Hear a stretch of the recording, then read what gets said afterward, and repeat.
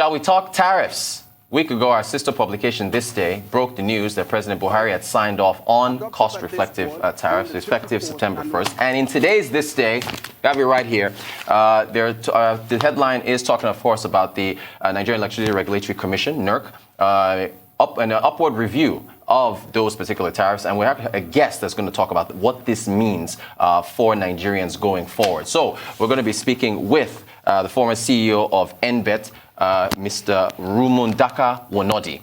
He's joining me live right now to discuss this. Good morning to you, sir.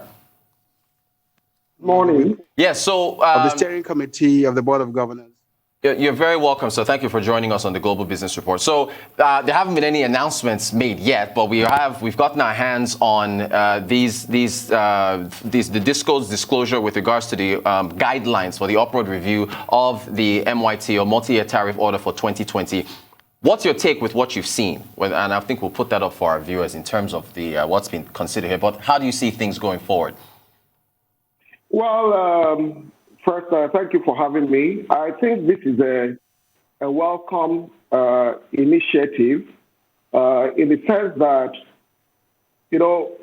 some of us have always advocated that tariffs should be tied to some level of service. So it's good to see that the DISCOs and the regulator are working towards tariffs that are tied to a guaranteed level of service. So this is very welcome. As an initiative. People who receive more power and enjoy better supply should pay more for that service. So this is welcome as it transitions us to a more equitable tariff. And what about the timing of these increases? Some would argue that, well, of course, now there's two sides to this, of course.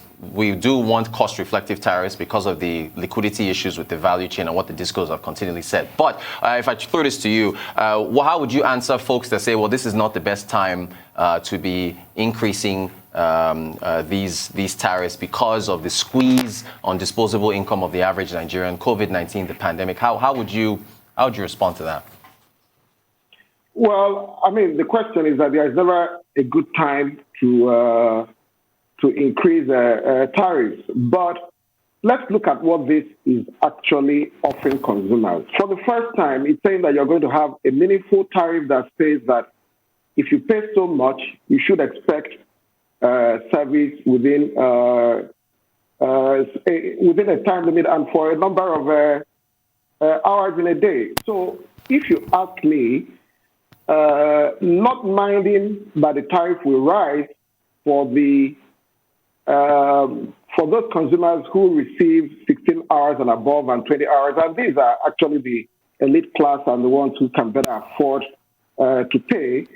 For every other person, it actually transitions them to a meaningful tariff. So if it's well implemented over the next couple of months, where the regulator has said that the DISCOs need to consult with consumers, it should lead to actually a more value for money payment. So, don't look at the rise, but look at the value that is going to come from this.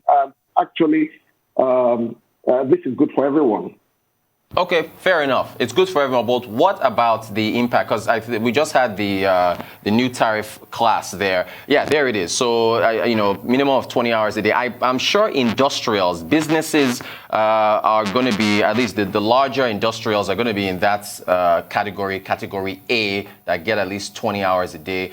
You've already alluded to others that would be in that area. What about the impact in terms of costs? Say I'm a business and my tariff is now going from 25 naira per kilowatt hour to, and I believe if we look at the approved image, which it's got a lot of numbers on there, but for the class A, you're looking at anywhere going from 25 naira per kilowatt hour, yeah, there it is, to about 53 naira 87 kobo per kilowatt hour if you're in class A from the non-MD category.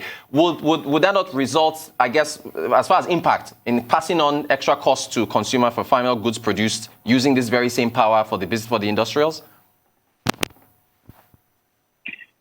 If that were true, yes, But I doubt there is any industrial customer in maximum demand that pays 25 naira. As a matter of fact, I don't know how many consumers outside of R2, R1 that pays that little.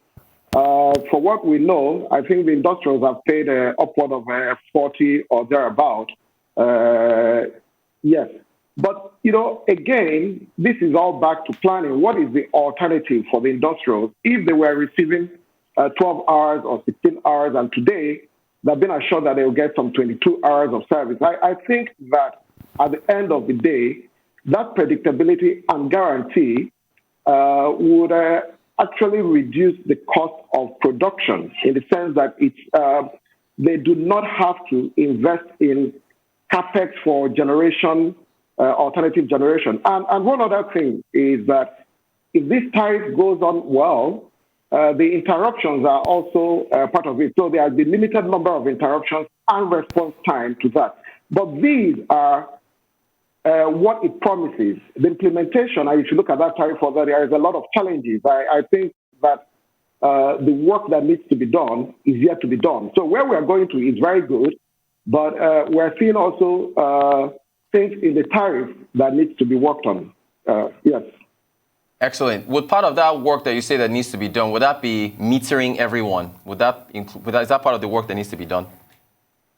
Yes, you need metering because with metering also then you'll be able to actually confirm that people are receiving the 12 hours that they need to receive. Another thing is that in terms of utility and predictability, there is still a lot more that needs to be done. So predictability, the tariff says average daily over 1 month. So if I'm on 12 hours a day, you could give me 100% supply over 14 days, and you don't have to give me power for the next 14 days. And when you average it out, it's 12 hours a day. So that needs to be worked out. And you cannot give someone power when they are not home or when they could not utilize it. So there is another thing that we need to deal with. Apart from predictability, we have to also think about utility, which means that the power shows up when it is most beneficial for the consumer. So if you have to commute into the city for employment, it makes no sense if you're giving power 8 a.m. in the morning till, say, 6 p.m. Under a 10-hour service. When you get home, then you just face darkness. So it's also important that we work out utility and make sure that power shows up when it makes sense. Excellent. Thank you for that answer. Also, just on the behavioral economic side of things, you think this is going to modify behavior for consumers knowing that tariffs are going up with them, so they probably won't leave the lights on when they go out? Will this modify behavior of the end users as far as conservation is concerned? Well, yeah, and that will come if you have meters, because if you don't have meters and you have estimated billing or capped estimated billing, people will not behavioral moral hazard will come into play where people will leave their equipment on, or because they have a capped billing system. On the other hand, so it's very important that we have meters so that people can behave better. But more importantly is that if the service is predictable and it has a high utility value, people may be more willing to pay for that because they know that if the power is cut from their homes or businesses, it will adversely affect them. So that is actually the more important aspect of this, that predictable service that has higher utility could actually drive compliance to payment. Thank you. So now this has been postponed. It was postponed April 1st. It was postponed July, apparently postponed to 2021. Now this is inside. Can we say for sure that this is going to take effect? If someone goes to go, if it's September 1st now, if I go to go, recharge up my prepaid meter, this is, for sure. I know you're the former CEO of Embed, but so you're not in there now. But can we say this is actually going to take effect? Yeah, I think it's going to take effect. The discos are incentivized to make sure that the new rates come in place. The question that you have to ask is, do we actually know the clusters that would expect a certain level of service? So what NEC and the discos have put out are tied to feeders and substations which consumers might not be able to identify. So it's important that the areas are delineated by geographical identification so that people would know exactly that if I live in Surulere, in the boundaries of Surulere, this is what I expect, and therefore I can monitor it. By saying that there's an Ipori, for instance, Ipori substation, I might not know exactly whether I'm one of those. So it's important that there is a clear delineation of the areas where you expect a certain level of service so that consumers working with the DISCO can better track the service level. I want to ask you about the indices. If we can take a look at some of the indices that were considered using this. Inflation at 12.8%, an exchange rate of 383 naira per dollar, U.S. inflation of 1%. I don't know if this has been the sticking point for the review of these tariffs. How would you say, or rather with regards to the indices that were used, do you think those are fair? Now, of course, inflation of 12.8, that's for last month, and inflation has continued to climb, and there's the exchange rate issue. But how do you see the indices? I think we have that up for our viewers if you look at the indices that were used. But how do you take that into account? Well, these are pretty straightforward things that have been part of the multi-year tariff order methodology. It's not generated by any of the operators or regulators in the power sector. This comes from MBS, and it's widely published. What NEC does is to pick them up and put them in the model. So to a large extent, the power sector is a taker of these indices. We do not generate them. For that, sir. Now, another key thing to ask here is, assuming things, again, this is cost reflective. So assuming, a year from now, 2 years from now, 3 years from now, we see inflation rising up, exchange rates, the exchange rates actually, is to actually move. If we see that happen, do you think there will be hesitance from government to make the necessary changes as far as the increases in these tariffs are concerned? It is possible. Historically, government has done that before, when they did, they are now paying for not allowing that happen. So between 2016 or 2017 up to last year, government by policy did not allow the change in foreign exchange to be incorporated in the review of the tariff.